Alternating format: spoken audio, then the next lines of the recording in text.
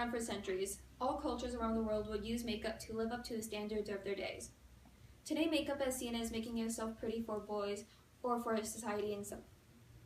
A YouTuber named Nikki Tutorial showed people the power of makeup and how someone does makeup for themselves and not to please other people around the world or around them in their normal everyday lives.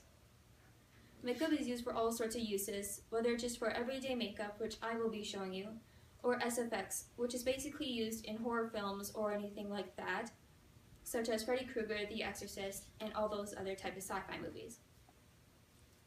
So for your supplies, you'll need a foundation the color of your skin, preferably one that isn't broken, a foundation primer to make sure your makeup lasts all day. You'll need a contour if you want to contour. I don't really prefer it. You need powder to set your foundation. You'll need you'll need all of your correct brushes.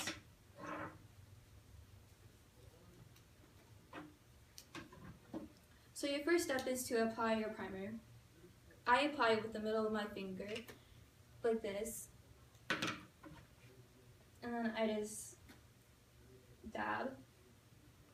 The primer makes your foundation stay all day. It's not a new piece of technology in the world of makeup, but it's becoming more and more widely used around the world.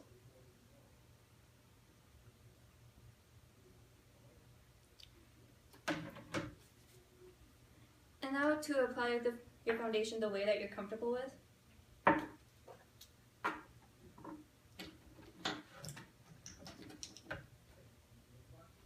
I apply my foundation with the back of my hand, but and just brush it on with my brush like this. But there's also many other different types of techniques, like directly applying the foundation to your skin, or just using a beauty blender, which is just a sponge.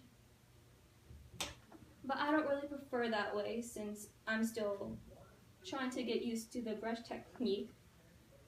And whenever you blend your foundation, you have to try to get as close as you can to your hairline to make sure that it doesn't just look like you actually did foundation, and try to get it as even as possible. Whenever you're applying this, you want to try to get it as even coverage and not have as much as the brush marks as you can.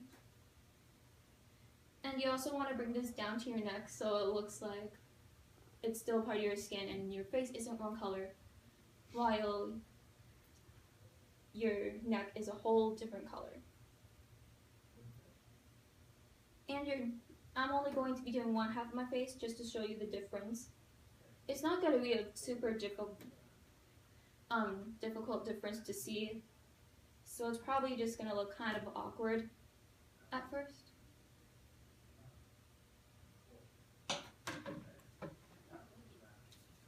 Now for your foundation, ancient Greek and Rome people would use their foundation with white lead, which often led to fatal poisoning, and also the chalk, which is a sign of high status.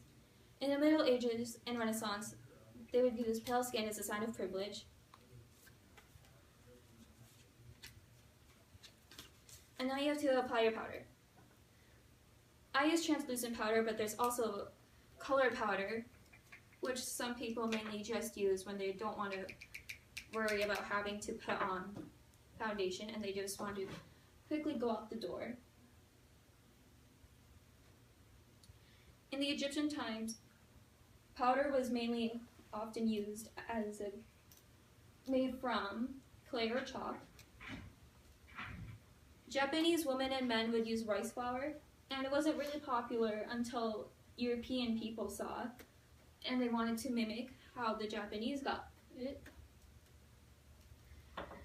And then, when the reign of Louis XV, powder became a must-have cosmetic.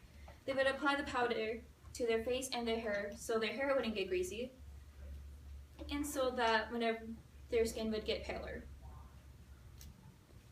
And in the 1950s, Max Factor, who was a Hollywood stylist, he launched his affordable powder to actresses and ordinary women. And for your contour, it wasn't really popular until the 1940s. And it depends on your face shape, but the most obvious places that people like to put their contour is right here in in your cheekbones, and then by your forehead, and then on your jawline, and the sides of your nose.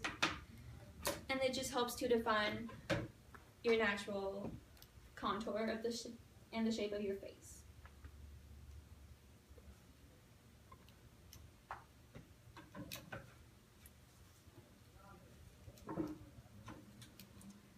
For your eyebrows, Egyptian pharaohs blackened their eyebrows with coal, and whenever a cat died in their private home, all the inhabitants shaved their eyebrows off.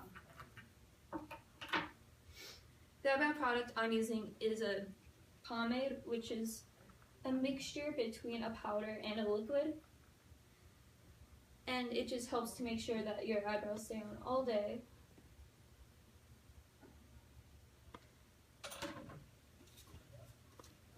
Ancient Greek women would use minerals and soot to blacken their eyebrows and make a unibrow because they define natural beauty more.